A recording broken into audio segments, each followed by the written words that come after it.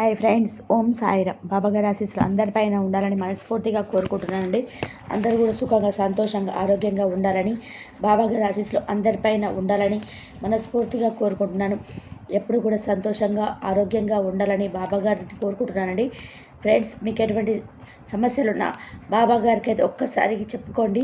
Compulsory మీ కోరికలు అయితే నెరవేరుతాయి. మీకు ఎన్ని కష్టాలు ఉన్నా సరే, ఎన్ని బాధలు ఉన్నా కానీ, ఎన్ని కష్టాలు ఉన్నా సరే కంపల్సరీ మీ కోరికలు నెరవేరుతాయి. అతి త్వరలో నీ కోరిక నెరవేరబోతున్నాయమ్మా.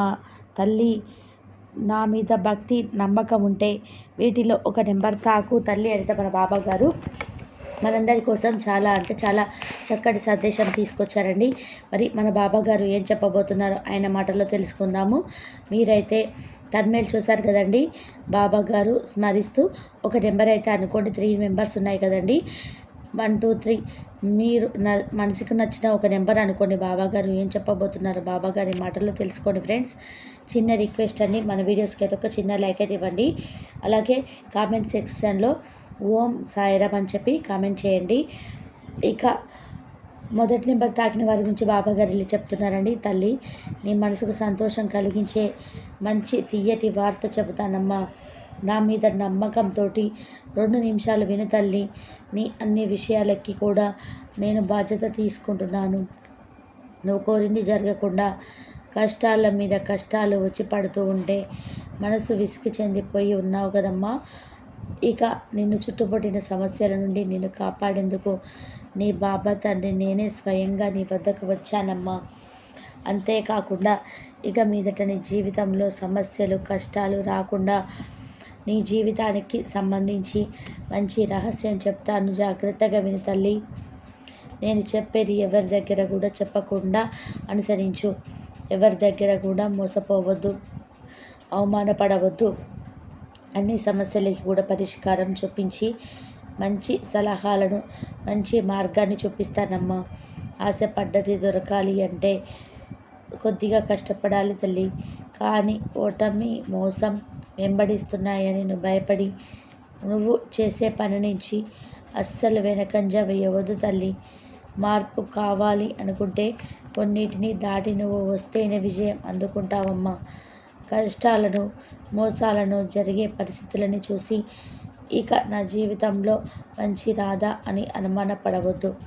నాకు మంచి కాలం ఆరంభం అయ్యింది అని తెలుసుకోదల్లి.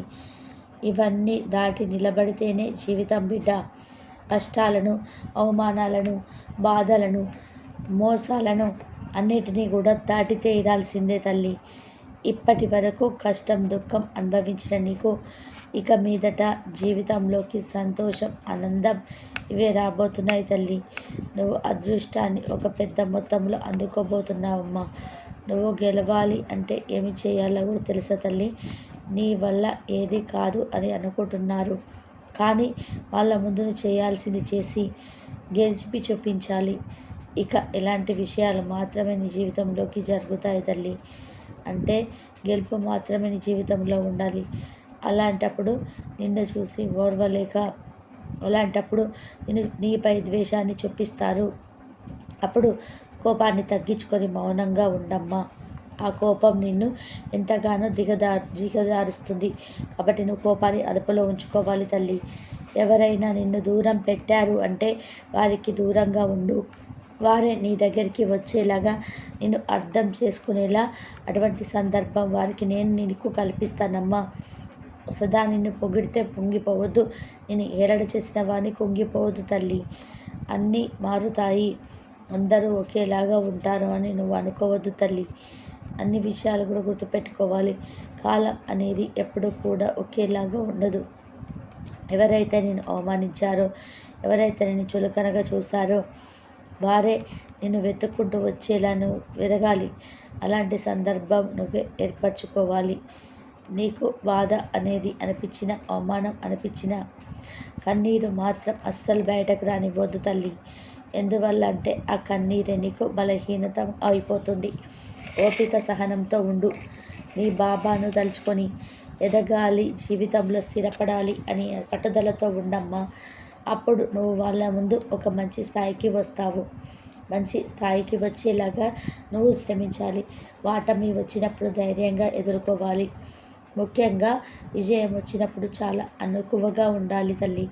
నేను చెప్పిన నియమాలను గుర్తుపెట్టుకుంటే నీ జీవితంలో కష్టాలు, బాధలు అనేటివి అస్సలు ఉండవు తల్లి.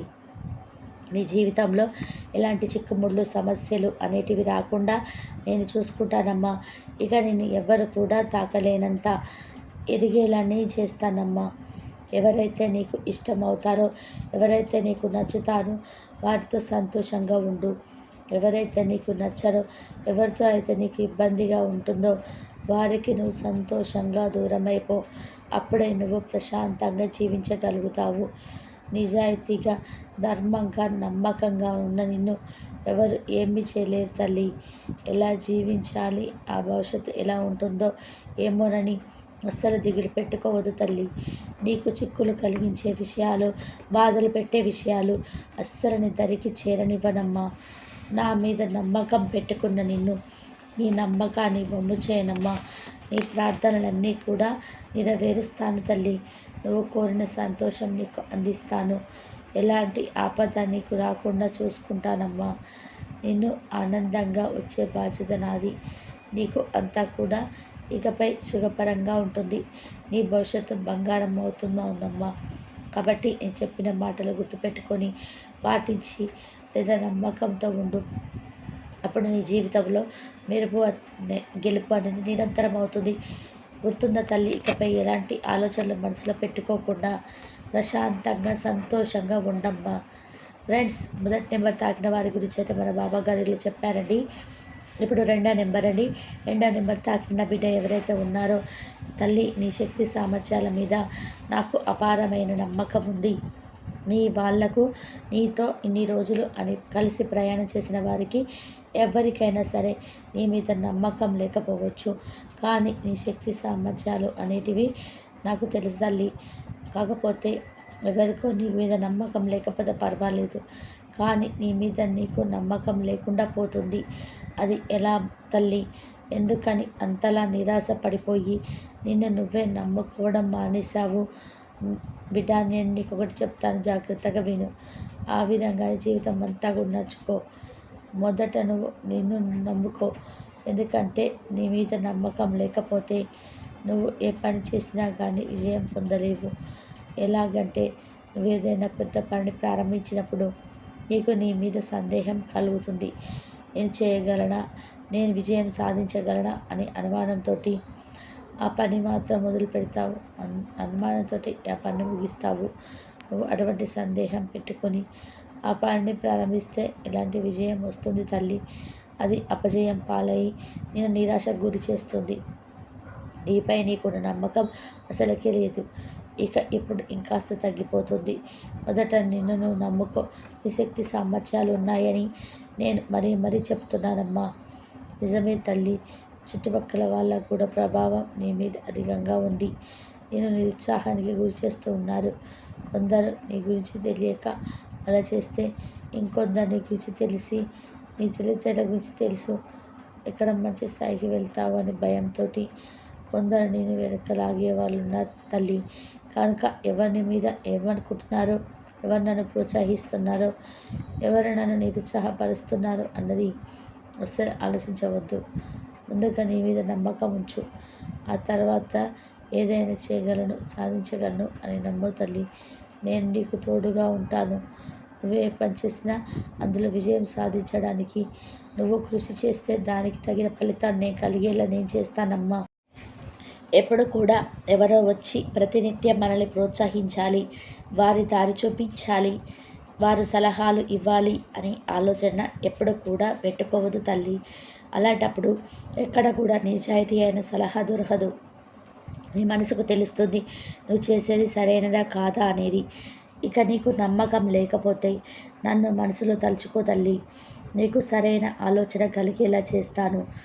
నువ్వు చేసే ప్రతి పనిలోనూ నమ్మకం పెట్టి చెయ్యాలని, తద్వారా విజయాలు సాధించి ఉన్నత శిఖరాలకు వెళ్ళాలని నా ఆశీస్సులు నీకు ఎప్పుడు అందిస్తానమ్మా. ఫ్రెండ్స్, 2 నెంబర్ తాకిన వారి గురించి అయితే మన బాబాగారు చెప్పారండి. ఇప్పుడు 3 నెంబర్ తాకిన నా బిడ్డ ఎవరైతే ఉన్నారో బిడ్డ అని చెయ్యి వదిలేశారని నన్ను నిందిస్తున్నావా? నేను ఎప్పుడు కూడా నిన్ను వదలలేదు తల్లి. నేను నీతోటే ఉంటున్నాను, నీ వెనకాలే తిరుగుతున్నాను. నువ్వు ఏ పని చేసినా సరే అందులో విజయం సాధించేలాగా నీతో ప్రయత్నం చేస్తున్నానమ్మా. మరి అంతగా మీరు నాతో ఉంటే నాకు ఎందుకు బాబా ఇన్ని బాధలు అని అడుగుతున్నావు కదా. నేను నీతో ఉన్నంత మాత్రాన నువ్వు అనుభవించిన కర్మలన్నీ కూడా అవన్నీ వెళ్ళిపోతాయా చెప్పు తల్లి. నేను నీతో ఉండేది నీ చెడు సమయంలో, నీ సమయం బాగా లేనప్పుడు నిన్ను జాగ్రత్తగా ఒక దారికి తీసుకురావడానికి నేను నీకు చుట్టూ తిరుగుతూ ఉంటాను. ఎందుకంటే అటువంటి సమయంలో నీ మనసు ఎటువంటి చెడు ఆలోచనలు కానీ ఎటువంటి చెడు నిర్ణయాలు తీసుకోకుండా ఆపేది నేనే తల్లి. అయితే నువ్వు నన్ను అర్థం చేసుకోకుండా నువ్వు పడే కష్టాల నుండి విముక్తి చేయలేదు అని, గట్టెక్కించలేదు అని అని అనుకుంటూ బాధపడుతూ ఉన్నావు కదా. అది ఎంతవరకు నిజమో ఒకసారి నువ్వే ఆలోచించు తల్లి. ఇంత కష్టకాలంలో కూడా నువ్వు ఈరోజు వరకు ధైర్యంగా నిలబడ్డావు. ఏదో ఒక విధానంగా నీకు రోజు గడుస్తుంది. అటువంటప్పుడు నేను నీతో ఉన్నట్టా లేనట్టా తల్లి. కనుక నీ కర్మలని ఇప్పుడే తీసివేసి నువ్వు మరలా అనుభవించవలసి వస్తుంది. కానీ అటుకున్నది ఏమిటి అంటే ఇన్ని రోజులు అనుభవించావు కదా, ఇంకొద్ది రోజులలో నీకున్న చెడు కర్మలని తీసేసి వాటి స్థానంలో మంచిని ప్రవేశింపచేద్దాము అని. అందువల్ల నువ్వు జీవితాంతం ఆనందంగా సంతోషంగా జీవించాలి అని నేను కూడా ఆశపడుతున్నానమ్మా. ఇక నీ జీవితం అంతా కూడా సుఖ సంతోషాలతోనే ఉంటుంది తల్లి. ఏ జన్మలో కూడా నీకు ఎటువంటి చెడు కర్మలు కూడా అంటవు. ఇక నీ కష్టాలన్నీ ముగిసిపోయే సమయం ఆసన్నమైందమ్మా. అతి త్వరలోనే ఈ చెడు కర్మలన్నీ ముగిసిపోయి నీ భవిష్యత్తు బంగారమయం చేసుకోబోతున్నావు. సుఖ సంతోషాలతో జీవించబోతున్నారు. కనుక శాంతంగా ఉండు తల్లి. నువ్వు అనుకున్నట్టే అంతా సమస్తం జరుగుతుంది. నువ్వు అనుకున్నట్టే నేను జరిపిస్తాను అని నీకు సత్య ప్రమాణం చేస్తున్నానమ్మా. నువ్వు ఆనందంగా జీవించాలని, నీ కుటుంబంతో కలిసి హాయిగా ఉండాలని నా ఆశీస్సులు నీకు అంతా అందిస్తున్నానమ్మా. నువ్వు ప్రతినిత్యం కూడా నా నామాన్ని జపిస్తూ ఉంటే, నా విభూతి ధారణ చేస్తూ ఉండు, నా సాయి చరిత్ర పారాయణం చేస్తూ ఉండు, నా కథలు, నా సందేశాలు, నా మాటలు వింటూ ఉండు. నీకున్నంతలో పేదవారికి సహాయం చేస్తూ ఉండు. నువ్వు చేయవలసిందే ఇదే తల్లి. ఇలా ఉంటే నీ జీవితం అంతా కూడా ఆనందంగా సంతోషంగా ఉంటుంది తల్లి. మన బాబా గారు 3వ నెంబర్ తాకిన వారి గురించి అయితే ఇలా చెప్తున్నానండి ఫ్రెండ్స్. ఈరోజైతే బాబా గారు 3 నెంబర్లు తాకిన వారి గురించి మంచి సందేశం అందించండి. ఈ సందేశం మీ అందరికీ నచ్చిందని అనుకుంటున్నాను ఫ్రెండ్స్. నచ్చితే కనుక చిన్న లైక్ అయితే ఇవ్వండి. సర్వేజన సుఖిన భవంతు. సమస్త సద్గురు సాయిని దర్పణం వస్తూ. జై శ్రీరామ్. బాబాగారి ఆశీస్సులు అందరిపైన ఉండాలని మనస్ఫూర్తిగా కోరుకుంటూ, అందరూ బాగుండాలి, అందరిలో మనం ఉండాలి. బాబాగారు ఏది చెప్పినా మన మంచి కోసమే చెప్తారు కాబట్టి ఎప్పుడూ కూడా ఓపికతో సహనంతో కనుక ఉన్నట్లయితే అంతా మంచి జరుగుతుంది. ఓం నమః శివాయ. ఆ శివుడి అనుగ్రహం కూడా అందరిపైన ఉండాలని చెప్పేసి ఎప్పుడు కూడా ఉండాలని మనస్ఫూర్తిగా కోరుకుంటున్నాను. ఎక్కడ నిజాతి అయిన సలహా దొరకదు. నీ మనసుకు తెలుస్తుంది నువ్వు చేసేది సరైనదా కాదా అనేది. ఇక నీకు నమ్మకం